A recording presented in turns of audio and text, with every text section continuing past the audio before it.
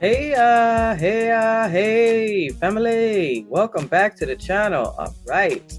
So I'm so excited to be able to bring this information. Today, we're going to do the second part of the Essene Yoga series that we're working on now. And this is the 5 Niyamas of yoga. So hopefully you got to see the video before this one. We talked about the yamas. And these are basically the do's and the don'ts. The Niyamas are the do's, and the yamas are the do-nots.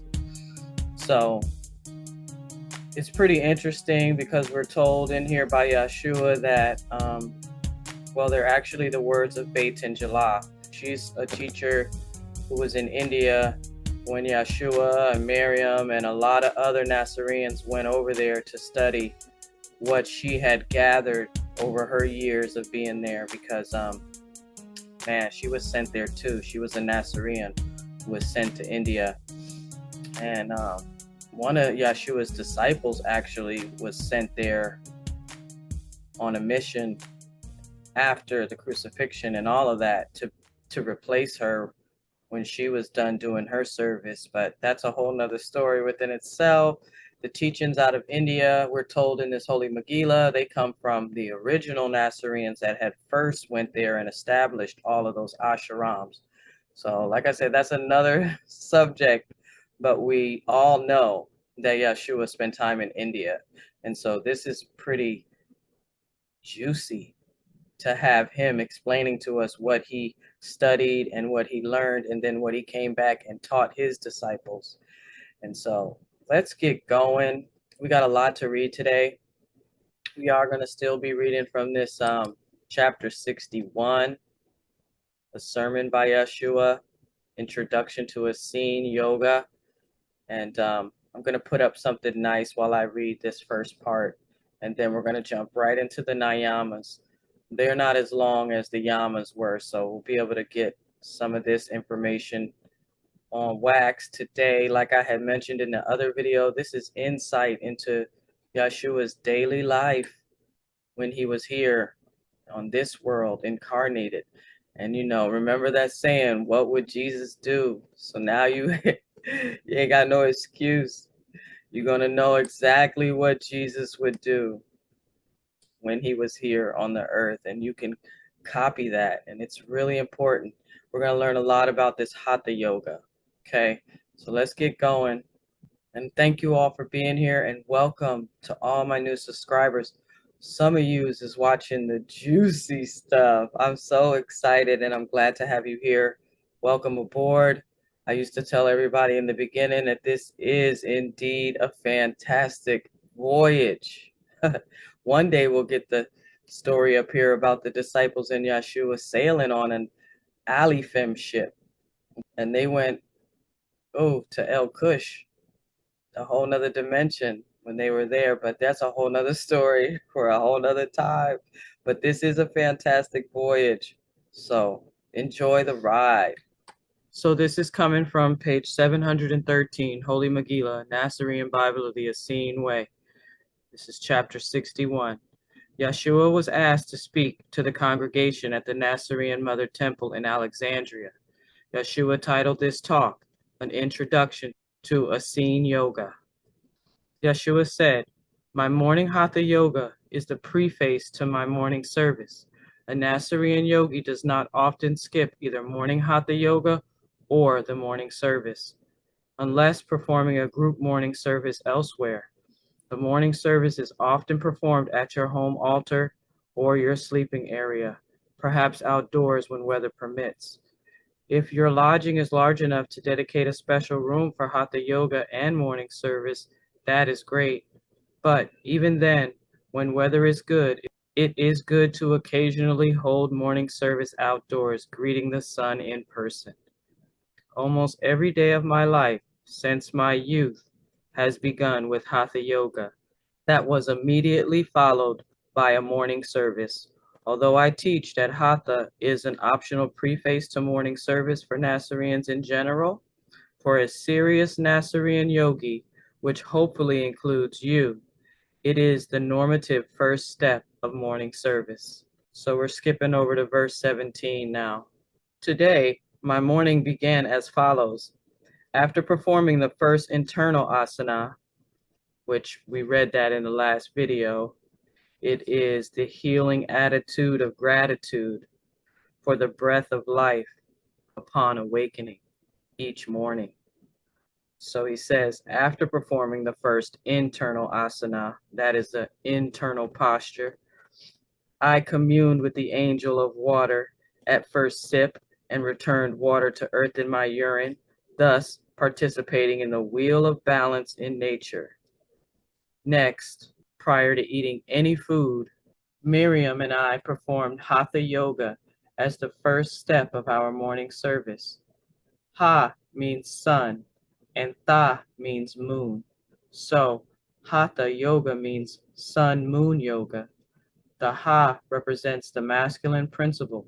It is the equivalent to the Nasarean Hebrew word shemesh. Ha is only half of the word Hatha. Ha needs Tha to be balanced.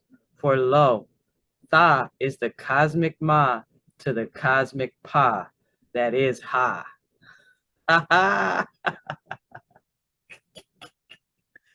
The symbol of Ma, Tha, Tha, the feminine half of Ha Tha, is the moon.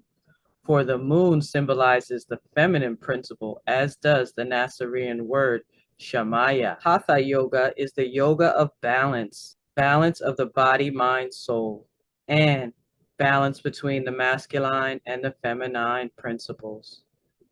As a sequence of movements based on asanas, which are postures, Hatha is characterized by balanced movements, and so I call it the yoga of balance in the movements of the polarities of the one.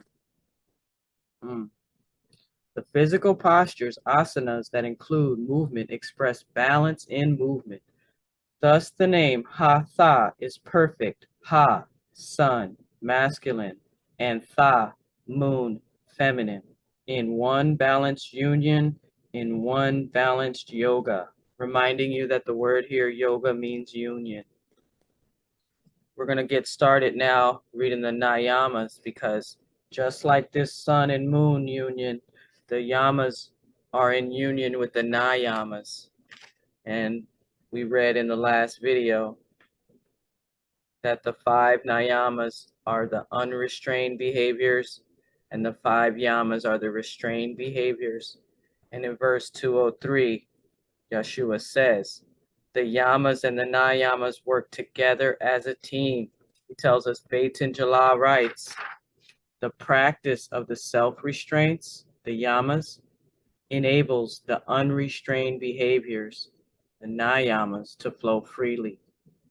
Thus, the Yamas and the Niyamas are a team. The 5 unrestrained behaviors, basically the dues.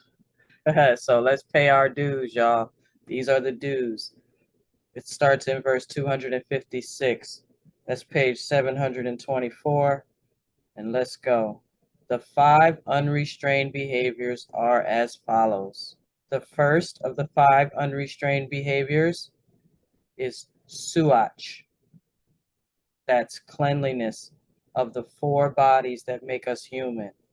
So this was the only picture I could find, but I'm going to show you now what the Nazareans are talking about, your 4 bodies that make us human, because they're not just talking about the outside. It's a deeper form of cleanliness. It's a spiritual cleanliness, I would like to say. But but at the same time, we read in the Megillah that the Nazareans were daily bathers, and they used all kind of herbal essences. Yeah, and they were looked at funny for being daily bathers back then. But the Lady Christ, says she smells something sweet, right? All right, so this is the 4 bodies that make us human. This is found in the back of the Holy Megillah, and here they are. The physical body, so that would be the external washing, but also we have the emotional body, which is the feeling body, and then we have the mental body, which is the thinking body, and that And then we have the spiritual body, the soul. So here we go with the four bodies. And they're always telling us how these two principles we just read about Shemesh and Shemaya, the masculine and the feminine. We were just told that Hatha Yoga is the yoga of balance, balance of the body, mind, soul,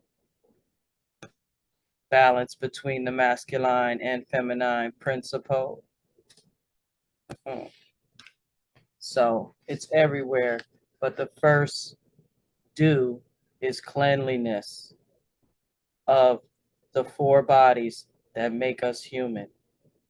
It includes physical, emotional, mental, and spiritual cleansing practices.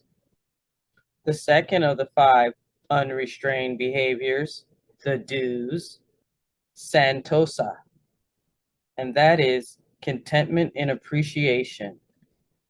Priestess Therese gave a beautiful talk on the difference between gratitude and appreciation. So you might want to look into that. The third niyama, tapa, literally means heat, but here implies straightening by fire and refers to practices, often austerities, such as fasting or eating only uncooked foods, or various acts of asceticism that train and refine oneself by the purifying fire of self-discipline. A tapa is a temporary, occasional, extraordinary act that goes beyond your normal practice. Otherwise, it would not be experienced as adding heat to the alchemical cauldron.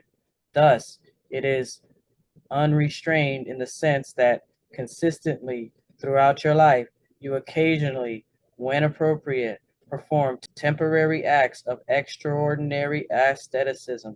Typically, most yogis perform their most aesthetic tapas, such as fasting in young adulthood, prior to marriage and the raising of children. Even so, there are appropriate tapas for all ages and purposes.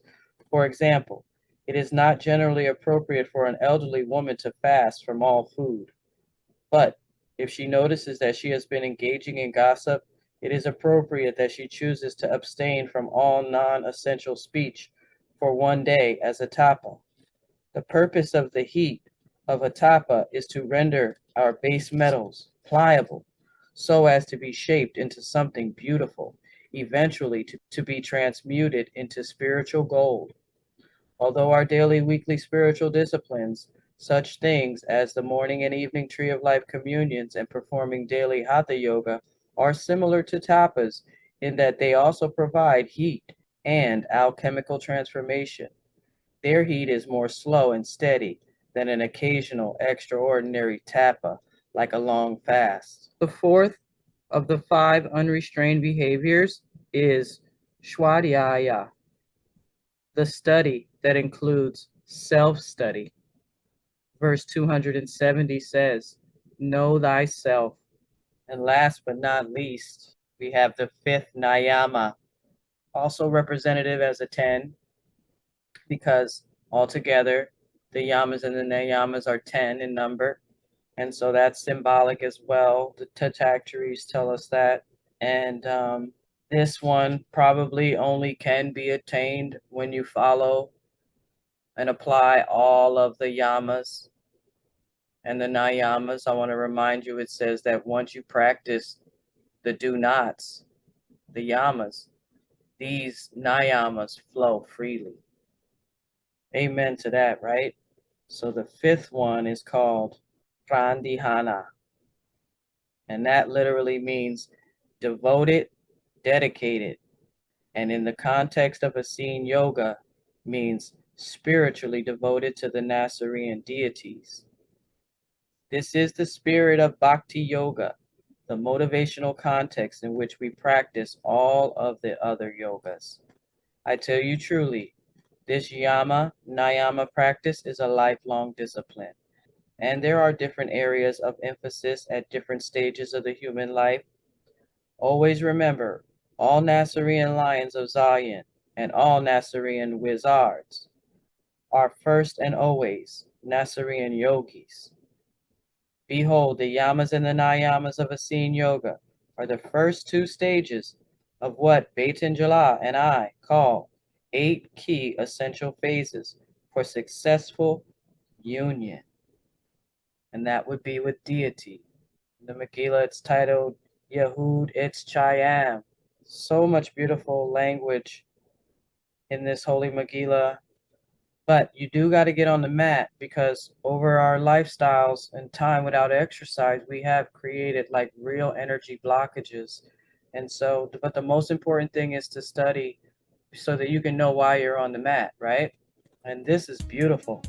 So I think I said all I wanted to say, except that I took a yoga teacher training class years ago, man. And just like Yahshua says in this Megillah, I don't know if I read it yet, he wants us to get familiar with these Sanskrit words. My yoga teacher in that class would love to hear me now trying to pronounce all these words, but she didn't give us the reason, but she instructed us to try to learn them, that it was important to be able to say the different names of the asanas and things. And so I didn't think nothing of it back then. I didn't know, all that I know now about the origins. He explained, I think I read it in the first video, yes, so it's 157, where Yahshua tells us the Hebrew letters, when rendered as fire letters as recorded by Gilgala, the wizardess, are an excellent alphabet for spiritual symbolism and also preserve certain heavenly sounds of the cherubim. Even so, with the exception of Nasarean scriptures, Sanskrit has become the alphabet of the most spiritually advanced literature in this world. So that's why he says, I use a sprinkling of Sanskrit words when speaking to Nazareans and will introduce many in this sermon. Yea, become intimately familiar with the meaning of the Sanskrit words that I am about to introduce. Because like I was saying, when you read about Batanjala, she was a Nazarean sent over there to go through all of the teachings and religions in India and find that original teaching that was first established by Nazareans in India. Yes, man, these Nazareans were the first. We're talking about the Garden of Eden. So they were the first to put down all the knowledge. All right, guys, I'm get out of here. Amen to this teaching, right? The Yamas and the Niyamas. They're the first things you really need to start doing before you even get down with the poses. But I think you may need to get down with the poses as well because of those blockages, and get that energy moving and get your breath flowing. Stay tuned. I'll be back soon, guys. Thanks for watching.